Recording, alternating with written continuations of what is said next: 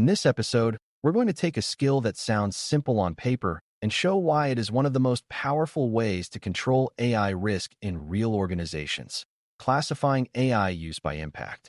When you are brand new to this field, it is easy to treat all AI as the same kind of thing because the tools can look similar and the outputs can all feel like smart suggestions. In practice, the difference between a low-impact AI use and a high-impact AI use is the difference between a minor inconvenience and a life-changing harm, and that difference should shape every governance decision.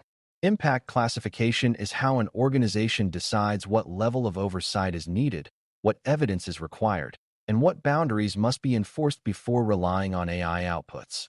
It is also how leaders avoid overreacting by locking down everything or underreacting by letting risky use cases slide through with lightweight review. By the end, you should be able to explain what impact classification is, why it matters, and how to recognize high-risk uses, critical decisions, and safety roles without needing to be an engineer. Before we continue, a quick note. This audio course is a companion to our course companion books. The first book is about the exam and provides detailed information on how to pass it best. The second book is a Kindle-only ebook that contains 1,000 flashcards that can be used on your mobile device or Kindle. Check them both out at cyber.author.me in the Bare Metal Study Guide series. A mature way to understand impact classification is to see it as a decision about consequences, not a decision about technology. Two systems can use the same artificial intelligence, AI, technique, and still have completely different impact because of where they sit in the business process and who is affected by their outputs. A summarizer used to help an employee organize meeting notes is not the same as a scoring system used to decide who receives a benefit, who gets flagged for investigation, or who is prioritized for medical care. Impact classification asks a basic question that beginners can grasp. If this AI output is wrong, what happens next, and how bad could it be? That question forces you to think about the pathway from output to action, including whether a human reviews the output, whether the action is reversible, and whether the harmed party can notice and challenge the decision. It also forces you to think about scale, because AI can repeat the same mistake across thousands of cases quickly. When you classify by impact, you create a rational basis for stronger controls where harm is severe. One reason impact classification matters so much is that it prevents the organization from relying on convenience as the default decision maker. In a fast-moving environment, teams naturally want the quickest path to ship a feature, adopt a tool, or automate a workflow, and they often assume that if a tool is popular or polished, it must be safe. Classification introduces a pause that is not about slowing down for its own sake, but about deciding whether a use case deserves deeper review before it influences real outcomes. When the impact is low, that pause can be brief and the oversight can be light, which keeps the organization agile. When the impact is high, the pause becomes a safeguard that protects people, the business, and trust by requiring evidence, documentation, and clear decision rights. Without classification, organizations tend to apply one of two unhealthy patterns: either heavy governance everywhere that people evade, or light governance everywhere that leads to preventable harm. Classification is the tool that makes proportional governance possible. A beginner-friendly way to build intuition is to focus on the people affected, because impact is often most visible through human consequences. If an AI system influences whether someone gets hired, promoted, disciplined, or terminated, the impact is high because the decision affects livelihoods and fairness expectations are strong. If an AI system influences whether someone receives care, urgent attention, or safety intervention, the impact can be extremely high because the consequences can include injury or loss of life. If an AI system influences whether someone receives credit, insurance, housing, or access to critical services, the impact is high because the decision affects essential opportunities and can be regulated. Even when the organization's intent is helpful, the person on the receiving end experiences the outcome as real and personal, and a wrong or biased decision can create lasting harm. This is why high-impact classification often correlates with decisions that affect individual rights, safety, or fundamental access. When you learn to ask who is affected and how, you will classify impact more consistently and avoid being distracted by the flashiness of the technology. Critical decisions are a special category in impact classification because they are decisions where the organization cannot afford casual uncertainty. A critical decision is not just important because it is expensive or visible, but because a wrong decision can trigger severe harm, legal exposure, or irreversible outcomes.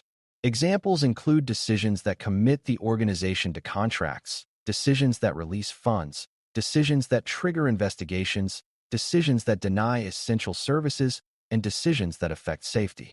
AI can support these decisions by summarizing information, highlighting patterns, or recommending actions. But the risk increases sharply when AI becomes the final arbiter rather than an input to human judgment. For impact classification, the key is to identify whether the AI output is determinative, meaning it directly triggers an action, or advisory, meaning it informs a human who remains accountable for the choice. Determinative use in critical decisions tends to demand stricter oversight because the organization is delegating authority to a system that may not be explainable or stable over time. Seeing that delegation clearly is what keeps governance defensible. Safety roles deserve their own attention because safety changes how we think about acceptable error. A safety role is any situation where AI output influences actions that protect people from harm, prevent accidents, or manage hazardous conditions, even if the organization is not a traditional safety industry.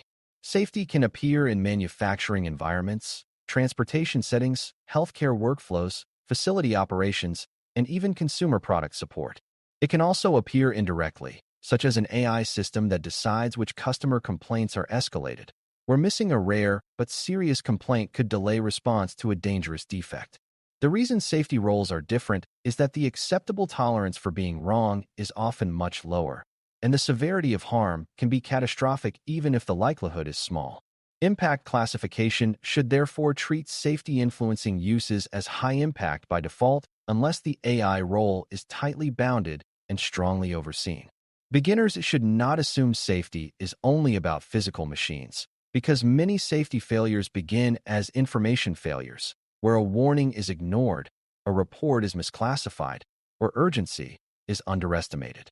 Classification brings those hidden safety pathways into view. Another factor that strengthens impact classification is reversibility, which means whether the organization can undo harm once an AI-influenced decision is made. If an AI system suggests a draft email and a human edits it before sending, the decision is reversible and the impact is low because errors can be caught early. If an AI system automatically blocks a transaction and the customer can quickly resolve the issue through a clear process, the harm may be moderate and reversible, though still important to manage. If an AI system denies a service and the person does not know why, cannot appeal, or faces long delays, the harm becomes less reversible and the impact rises. If an AI system influences medical decisions, safety actions, or legal commitments, reversibility can be limited or non-existent, which pushes the use case in a high-impact territory. Reversibility matters because it shapes how much evidence and oversight you need before relying on the system. When harm cannot be easily undone, the organization should demand stronger justification, stronger monitoring, and clearer human accountability. A defensible program respects that logic rather than treating all use cases as equally recoverable. Scale is another dimension that beginners must learn to see, because scale turns small mistakes into large harm rapidly. An AI system can make a single wrong prediction, but it can also make the same kind of wrong prediction thousands of times before anyone notices, especially if the output looks reasonable. In a high-volume process like customer support routing, credit scoring, content moderation, or fraud detection, a modest error rate can translate into a large number of impacted people.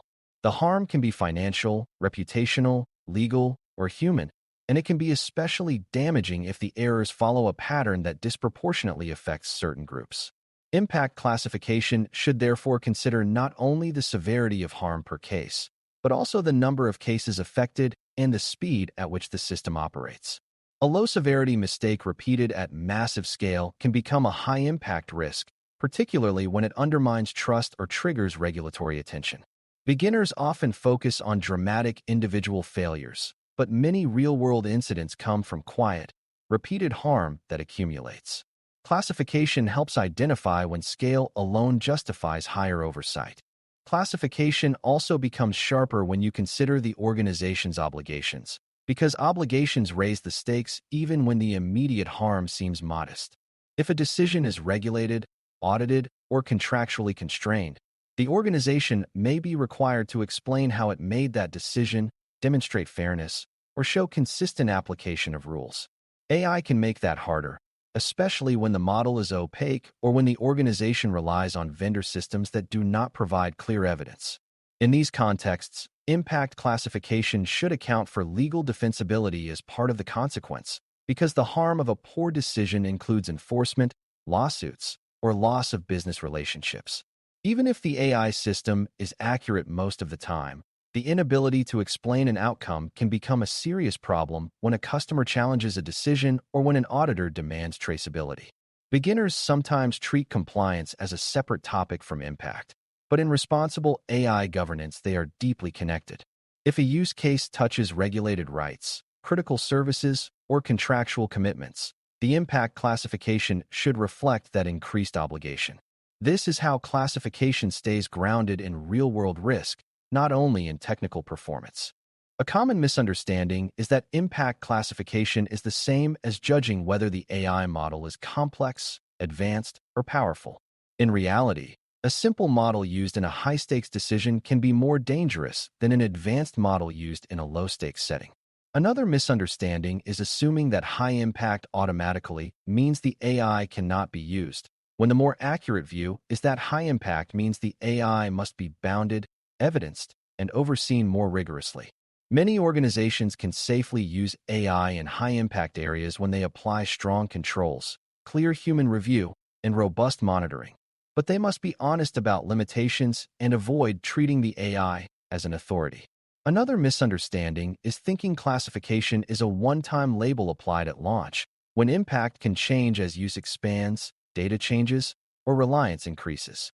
A tool that starts as advisory can become determinative when teams automate the next step, and that shift can raise impact dramatically. Beginners should see classification as a living decision that must be revisited, because the risk profile of AI is tied to usage and context, and those evolve.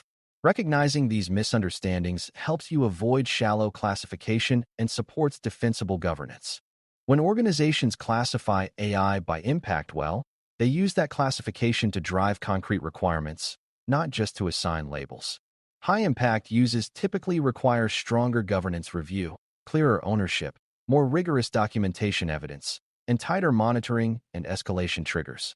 They often require explicit boundaries on what the AI can do, such as requiring that AI output remains a recommendation with human approval for final decisions. They also require more careful evaluation of fairness and error patterns, because harms are not acceptable even if overall performance looks good. Lower impact uses can follow a lighter path that still respects data protection and accountability, but does not burden teams with heavy processes that are unnecessary. The important thing is that the classification changes what the organization does next, because otherwise classification is only vocabulary. Beginners should learn to connect classification to action in their minds, because exam-style questions often test whether you understand that high-impact use requires stronger evidence and oversight. In a scenario where an organization treats a high-impact system like a low-impact tool, the correct response is usually to strengthen classification and apply proportional controls. It is also worth noticing how impact classification supports communication, because it gives a shared language for discussing AI decisions without getting lost in technical detail. When a team says a use case is high impact, that should immediately signal a need for deeper review, senior accountability, and careful documentation. When a team says a use case is low impact, that should signal that standard controls apply and the process should be efficient and predictable. This shared language reduces conflict, because teams can focus on criteria rather than on persuasion or fear. It also helps leadership allocate resources, because high-impact systems may require monitoring capabilities, audit preparation, and ongoing oversight that low-impact systems do not.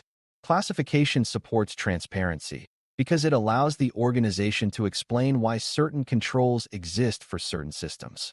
If employees understand that restrictions are tied to impact, They are more likely to comply and less likely to create shadow AI workarounds. For beginners, this is an important cultural point. Governance works best when people see it as rational and proportional. Impact classification is one of the best tools for building that perception. As you move toward an exam-ready mindset, you should practice hearing a scenario and immediately asking impact questions that guide your reasoning. You can ask who is affected and what the worst plausible harm would be if the AI is wrong. You can ask whether the decision is critical, meaning it affects rights, safety, finances, or legal obligations in a serious way. You can ask whether the AI output is determinative or advisory, because that changes accountability and risk sharply. You can ask whether harm is reversible and whether people can appeal or get a human review. You can ask whether scale could amplify small errors into widespread harm and whether monitoring is in place to detect patterns. When you run these questions in your head, you naturally classify impact more consistently and you naturally choose more defensible controls. The exam often rewards this style of thinking because it aligns with responsible governance principles rather than with surface-level excitement about AI. Beginners sometimes worry they need to memorize classification categories, but what actually helps you most is learning a consistent reasoning process about consequences and reliance. That process is what keeps your answers stable across new scenarios. To close, classifying AI by impact is how organizations decide where AI can be used lightly and where it must be treated with the seriousness of a high-stakes decision system. High-risk uses often involve decisions that affect rights, access, livelihoods, and vulnerable people, and they demand stronger oversight and evidence.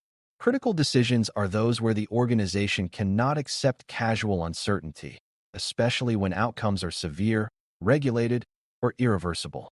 Safety roles are particularly sensitive because rare failures can produce catastrophic harm, and information failures can become safety failures quickly.